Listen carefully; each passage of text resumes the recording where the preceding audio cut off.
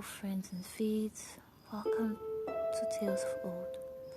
Here we dive into the world of fairy tales and myths and dark stories, all for your spooky amusement. So grab a cup of tea, hot cocoa, a blanket, summon your animal familiars, get your teddies, and get ready as we dive into the nice fairy tale, the Bluebeard. There lived a gentleman some time ago who was very rich. He had fine town and country houses. His dishes and plates were of silver and gold. His room were hung with dog marks. His chairs and sofas were covered with the richest silk, and his carriage were all gilt with gold in a grand style.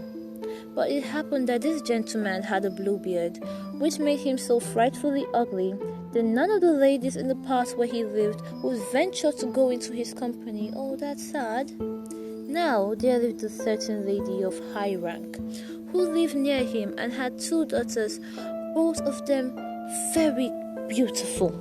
Bluebeard asked her to bestow one upon him for a wife, and left it to herself to choose which of them would be given up to him. But the ladies again and again said they would never marry Bluebeard, yet to be civil, as they will. Each of them said the only reason she won't have him was because she was loath to hinder her sister from the match that would be such a good one for her. Still, the truth of the matter was that neither of them could bear the thought of having a husband with a blue beard. Besides, they had of him having been married to several wives before, and no one could tell what became of any of them. I feel like this is the only reason they didn't want to get married to Bluebeard. It doesn't really concern his beard, just the fact that he has been married and no one knows what happened to his wives and they are freaking scared. In order to gain very much of their favor, Bluebeard invited the mother, the daughters, and some of the ladies who were on a visit at their house to go with him to one of his country seats, where they spent a whole week, during which they passed all their time in nothing but partying for hunting and fishing, music, dancing, and feasting. No one even thought of going to bed. The nights passed in merrymaking of all kinds. In short, the time rolled on in so much pleasure that the youngest of the 2 daughters began to think that the beard, which she had been so much afraid of, was not so blue, and that the gentleman who owned it was vastly civil and pleasing. Okay, but you guys can't say this, but I can. But in this book, the drawing of Bluebeard, it's like, I know they say the gentleman, but he looks really old. And if you say the youngest of the 2 daughters, it kind of sounds cringe. And I feel like she's being sleep deprived, like that girl needs sleep in her life. Moving on. Soon after they returned home, she told her mother she no longer had any sort of dislike to Bluebeard for a husband, and in a very short amount of time, they got married. Well, that was really fast. Anyways, fairy tale logic. After a month of being married, Bluebeard told his wife that he had been forced to leave her for a few weeks as he had some affairs to attend to in the country. He desired her to ensure to indulge herself in every kind of pleasure, to invite many of her friends, to treat them to all sorts of dainties, that her time might pass pleasantly till the time that he arrived to keep her company. Here are the keys to the 2 large wardrobes. This is the key of the great box that contains the best plate, which we use for company. This belongs to my strong box, where I keep all my money. And this belongs to the casket, in which all my jewelry is. Here is also a master key to all the rooms in the house. But this small key belongs to the closet at the end of the long gallery on the ground floor. I give you leave to open or to do whatever you want with any except this closet. This, my dear, you must not enter, not even put the key into the lock. For all the world, if you do not obey me in this one thing, you must expect the most dreadful punishment. She promised to obey his orders in the most faithful manner, and Bluebeard, after kissing her tenderly, stepped into the coach and drove away.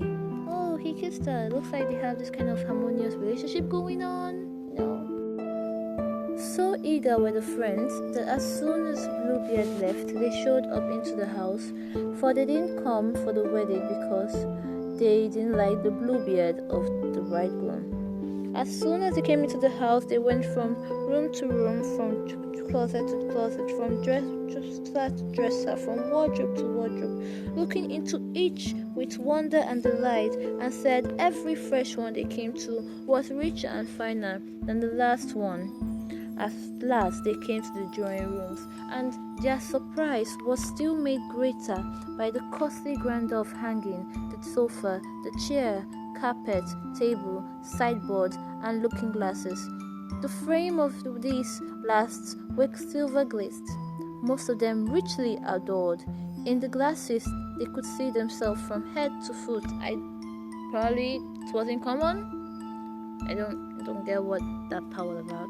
Don't know. In short, nothing could exceed the richness of what they saw, and they did not fail to admire and envy the good fortune of their friend. But all this while, the bridegroom was far from thinking about the fine speeches that were made about her, for she was eager to see the closet her husband told her not to open.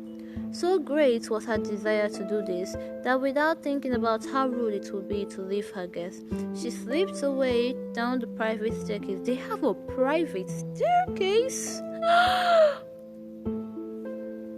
that led to this forbidden closet. And in such a hurry, she was 2 or 3 times in the danger of falling down to break her neck. Wow, curiosity does kill the cat. When she reached the door of the closet, she stopped for a moment and thinking of the order her husband gave her, and how he told her he would not fail to keep his word and punish her severely if she did not obey him. But she was curious to know what was inside, that she made up her mind to venture in spite of everything. Wow, curiosity does kill the cat. Wow.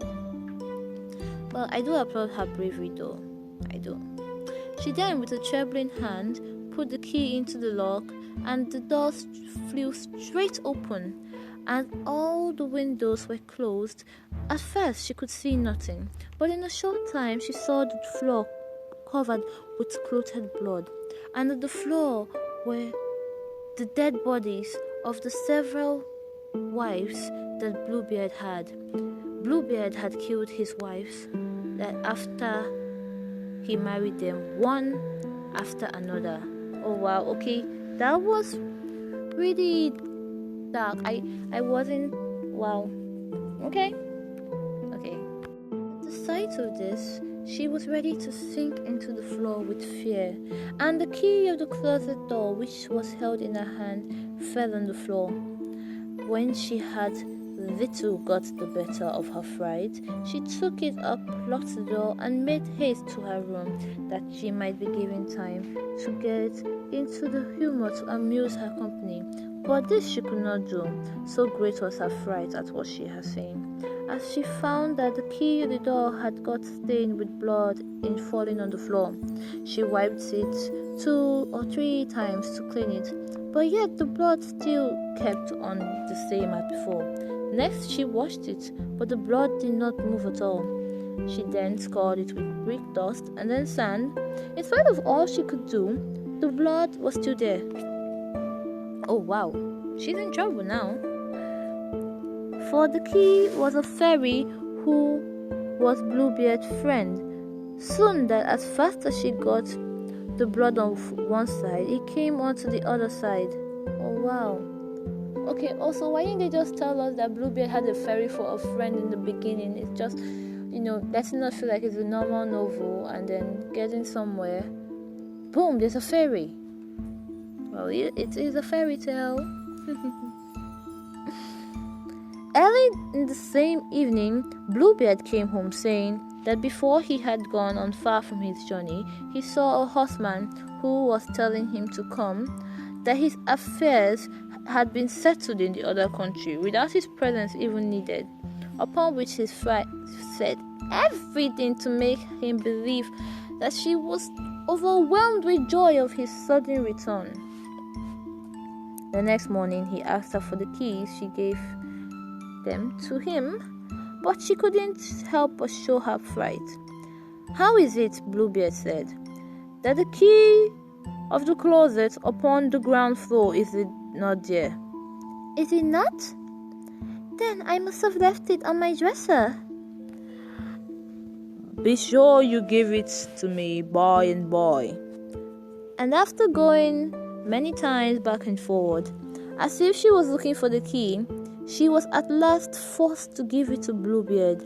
He looked hard at it and said, "How came the blood upon the key?" "I'm sure I do not know," replied the poor lady, at the same time turning as white as sheet. Oh, sweetheart, you're so dead. It's so sad. "You do not know?" said Bluebeard sternly. "But I know well enough. You have been in the closet on the ground floor." "Very well, madam. Since you are so mighty fond of this closet, you shall take your place among the ladies you saw there." His wife, who was almost dead with fear, now fell upon her knees, asking for his pardon 1,000 times, as it was her fault, and begged him to forgive her, looking all the time so mournful and lovely that she could have melted any heart harder than rock. But Bluebeard said, "No, madam, you shall die this very minute." "Alas," said the poor trembling creature, "if I must die, give me at least a minute's time to say my prayer." "I'll give you half a quarter of an hour. Nothing more, nothing less." Okay, half a quarter of an hour. Quarter of an hour is 15 minutes. Half a quarter of an hour, that's 7.5 minutes. So he gave her 7.5 minutes to say her prayers. Okay? Bluebeard left her. The poor wife called out to her sister, "Anne, Sister Anne, run up the tower. Help me see if you see my brothers. For they said they will visit me today. And if you see them, make a sign for them to gallop on as fast as they can." Her sister straight did as she desired. Poor trembling lady every minute asked, "Anne, Sister Anne, do you see anyone coming?" Her sister said, "I see nothing but the sun which makes a dust and the grass which looks green." In the meantime, Bluebeard, with a great sword in his hand, bawled as loud as he could to his wife, "Come down here at once, or I will fetch you." "One moment, I beseech you," replied she, and again calling softly to her sister, "Sister Anne, do you see anyone coming?" To which she answered, "I see nothing but the sun which makes the dust and the grass which looks green." Bluebeard now again bawled out, "Come down, I say, this very moment, or I shall come to fetch you." "I'm coming. Indeed, I will come in 1 moment," sobbed the wretched wife.